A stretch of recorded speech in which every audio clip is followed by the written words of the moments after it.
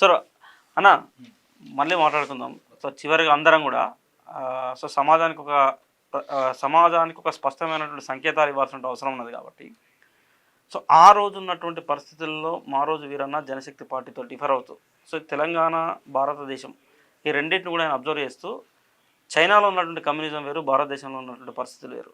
So ఆ China కమ్యూనిజాన్ని తీసుకొచ్చి ఇక్కడ రుద్దుదామంటే ఇక్కడ ఉన్నటువంటి ప్రజలు దాన్ని స్వీకరించే పరిస్థితులు లేరంటూ ఆయన ఒక ప్రత్యేకమైన చర్చ పెట్టేసి ఆయన ఒక ప్రత్యేకమైనటువంటి డిక్షనరీ డైరీ రాసేసి సో పార్టీ మారాల్సినటువంటి అంశాలను కూడా ఆ రోజు పార్టీకి వివరించి సో పార్టీ తన సిద్ధాంతాన్ని మార్చుకోలేని పక్షంలోనే మా రోజు వీరన్న సపరేట్ కావడానికి ప్రధానమైనటువంటి కారణం.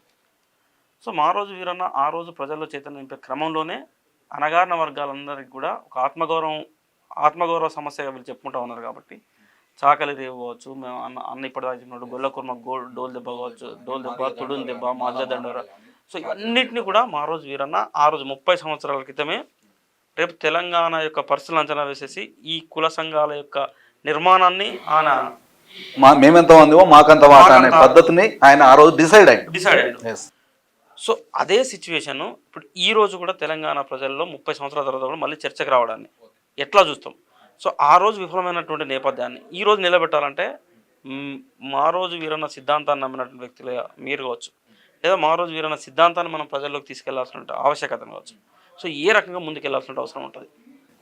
ఈ భారతదేశంలో కులం ఉన్నది, మతం ఉన్నది, ప్రాంతీయ ఘర్షణలు కూడా వచ్చి ప్రాంతీయతతోటి 69 నుంచి ఇప్పటి వరకు స్ట్రగుల్ జరగడం వల్ల ఆర్టికల్ 3 ప్రకారం ఇవాళ అంబేద్కర్ రాజ్యాంగంలో పొందపరచడం వల్లనే ఇవాళ రాష్ట్రం వచ్చింది.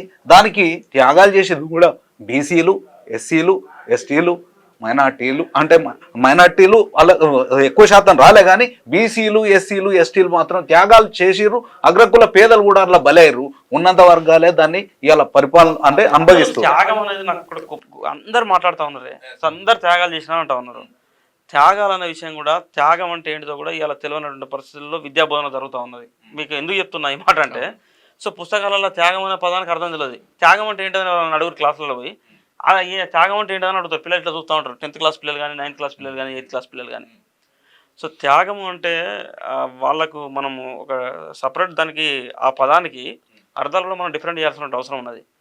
దెబ్బలు తిన్నది మనం, ఆస్తులు కోల్పోయింది మనం, ఈ వ్యవస్థలో అంచేయబడ్డలు అణగారిన వర్గాలు, అదేవిధంగా వ్యక్తిగతంగా అన్నీ కోల్పోయి, వ్యక్తిగత జీవితాలన్నింటినీ కోల్పోయి, సో ఆ సర్వం త్యాగం చేసి ఇక మళ్ళీ త్యాగమైన పదం వస్తుంది, సర్వం కోల్పోయి ప్రత్యేక రాష్ట్రాన్ని సాధించి పెడితే అన్నీ ఉన్నటువంటి ఆ దొర వచ్చేసి మళ్ళీ ఆ దొర పోయి ఈ దొర వచ్చిండు కుర్చీ అదే రావులు వైరు రెడ్డిల అధికారంలోకి వచ్చి మొదటి నుంచి ఆంధ్రప్రదేశ్ తెలంగాణ కలిసి ఉన్న నాడు కూడా రెడ్డిలే పరిపాలన చేసారు. ఒకసారి అంజయ్య అనేటైన ఎస్సీ ముఖ్యమంత్రి ఉండే ఒకటే నెలలో తనను పక్కకు పెట్టి మళ్ళీ బీసీ ఒకసారి వచ్చాడు. తర్వాత మిగతా మొత్తం టైం కూడా మళ్ళీ ఓసీలే ఇవాళ అధికారాన్ని. ఆ ఓసీలలో ఉన్నట్లాంటి నాలాంటి పేద, నేను మోహన్ రెడ్డిని, నాలాంటి మళ్ళీ వాళ్ళ దగ్గరికి తీయరు, ఆ అధికారంలోకి పోనీయరు. ఎందుకంటే వారిని ఎక్కడ ఉంచానో అక్కడనే ఉంచుతారు. అట్లాంటి పరిస్థితులు అంటే అగ్రకులలో ఉన్న పేదలను కూడా అధికారంలోకి రానియరు.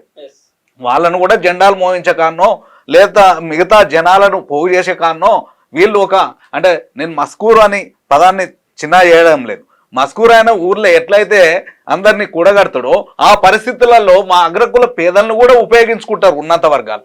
దీన్నే ఒక మాటలో చెప్పాలంటే ఆర్యులు, క్షత్రియులు, వైశ్యులు, శూద్రులు, పంచములు. అంటే ఆర్యులు అనేటోళ్ళం తలభాగం నుండి వచ్చిన వాళ్ళని, క్షత్రియులు అనేటోళ్ళం భుజస్కంధాల నుండి వచ్చిన వాళ్ళని, వైశ్యులు అనేటోళ్ళం నడుం భాగాల నుండి వచ్చిన వాళ్ళని, శూద్రులు అనేటోళ్ళం తొడభాగాల నుండి వచ్చిన వాళ్ళని, పంచములు అనేటోళ్ళం పాదాల నుండి వచ్చిన వాళ్ళని. బ్రాహ్మణిజం మన శరీరాన్నే విభజించి పరిపాలన చేస్తుంది. ఈ మన అరికాలను మనం ముద్దు పెట్టుకోవాలంటే అని అంటాం. మీ ఎడమ చేయిని ఏ పని చేయొద్దు అంటే ముఖ్యమైన పనులు, పూజారి, ఎలాంటి తిండి ఇవన్నీ ఏం చేయొద్దని చెప్తుంది బ్రాహ్మణిజం. అంటే ఈ చెయ్యి లేనాడు ఈ చెయ్యి విలువ తెలుతాయి, బిడ్డ నా సంగతి ఇప్పుడు తెలిసిందా అని అంటది. అందుకే మనల్ని మొత్తం మన దేహాన్నే మన బాడీనే వేరు చేసి నడుపుతున్నదే బ్రాహ్మణిజం. ఈ బ్రాహ్మణీయ భావజాలం ఏదైతుందో ఈ కులాలను, మతాలను, ప్రాంతాలను, ఏ ఉద్దేశాలు ఉంటాయో మానవుల మధ్యన ఆ ఉద్దేశాలను అంటే అంటే దాన్ని చల్లార్పడం కాదు, దాన్ని మొత్తం ఇంకా రాజేస్తున్న అట్లాంటి పరిస్థితి. కాబట్టి ఈ రాజ్యాన్ని వెళ్తున్నది, ఈ దేశాన్ని వెళ్తున్నది బ్రాహ్మణీయ భావజాలమే నడిపిస్తుంది. ఇవాళ రెడ్డి అనుకుంటాడు, రేవంత్ రెడ్డి ఉదాహరణకి నేను ముఖ్యమంత్రిని అని అనుకుందాం. రేవంత్ రెడ్డి అనేటోడు కూడా ఈ రోజు బ్రాహ్మణీయ భావజాలంలో బందీ అయ్యే ఉన్నాడని నేను చెప్పాల్సుకున్నా. ఆర్థికంగా 1000 కోట్లు చూడొచ్చు, కానీ నరేంద్ర మోదీ 1000 కోట్లు చూడొచ్చు, ప్రధానమంత్రి కావచ్చు. అదే ఇలా దేశానికి రాష్ట్రపతి ముర్మురు ఉన్నది. మరి ఆమె ఇవాళ ఎందుకు కొన్ని విషయాలలో, ముఖ్యమైన విషయాలలో ఆమె శంకుస్థాపనలకు ఆమె ఎందుకు పనికి రాకుండా అయింది? పార్లమెంటు ఓపెనింగ్ నాడు కావచ్చు, అంతకంటే ముందు గోవిందనాథ్ కావచ్చు, భూమి పూజకు కావచ్చు, ఆయన పనికిరాలి. అంటే కులానుచివేత ఉన్నది.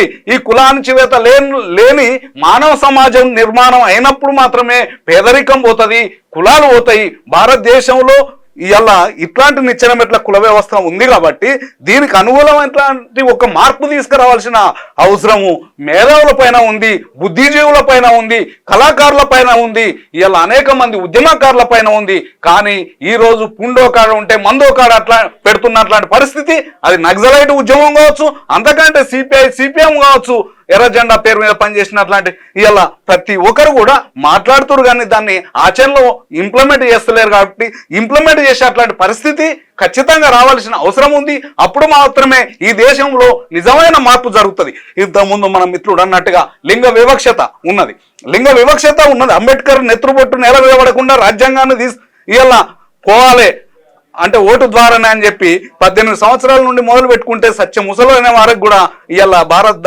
రాజ్యాంగంలో ఓటు హక్కును కల్పించిండు. ఆ ఓటును ఇవాళ ఏం చేస్తున్నారు? రాజకీయ నాయకులు మొత్తం మందు చుట్టూ, డబ్బుల చుట్టూ మొత్తం దాన్ని లోపరుచుకొని వాళ్ళని ఇవాళ మొత్తం పావులుగా వాడుకుంటున్న అట్లాంటి పరిస్థితి.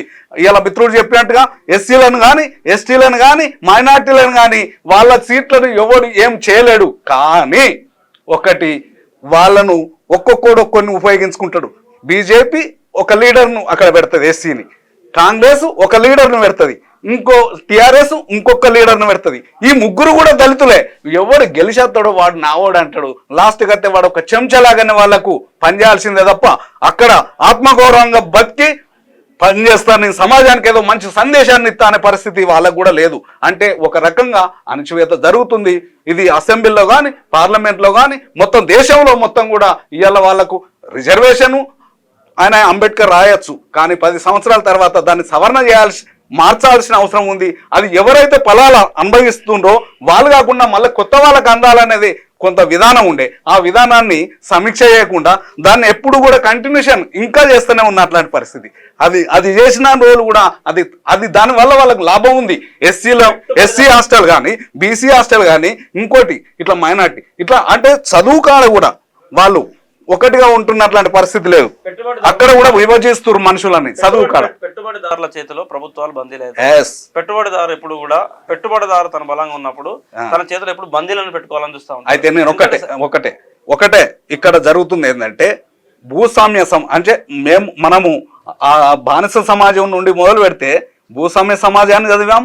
ఇవాళ పెట్టుబడిదారు సమాజం రాజ్యం వెళ్తుందని మనం ఆ రోజు చెప్పాం, అది రుజువు అవుతుంది. అంటే దోసుకునే గుణము ఒక్కటే, గుణం మాత్రం ఒకటే.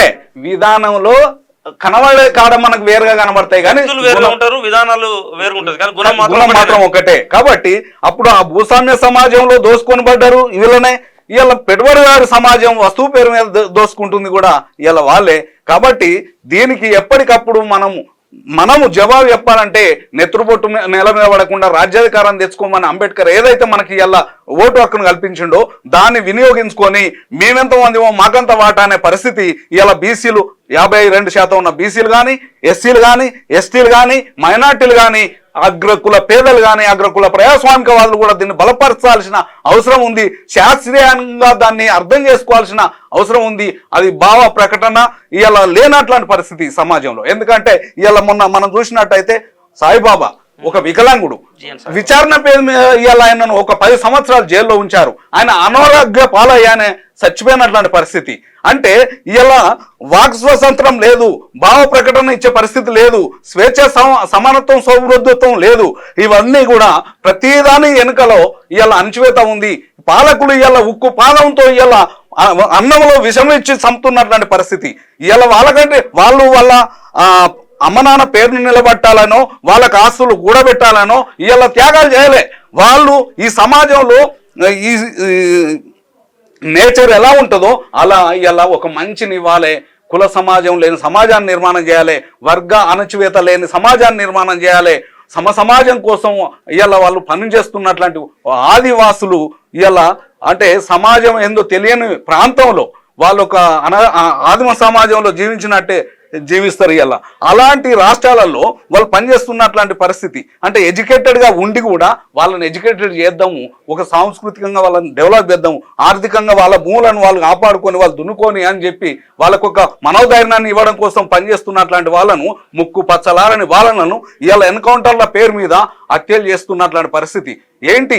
దీనికి ఎన్నో రకాల ఆయుధాలు వాళ్ళు వాడుకుంటారు, ఎట్లా వీలైతే అట్లా. అంటే లొంగినోడిని వాడుకుంటారు, లొంగనోడిని వాడుకుంటారు, రకరకాల వీక్నెస్, ఏ వీక్నెస్ అయితే మనుషులకు ఉంటుందో ఆ వీక్నెస్లన్నిట్లను కూడా ప్రలోభ చేసి ఇవాళ వాళ్ళు అనుకున్న వాళ్ళ అధికారాన్ని నిలబెట్టుకోవడానికి ఏ పనైనా చేస్తారు. లైక్ చేయండి,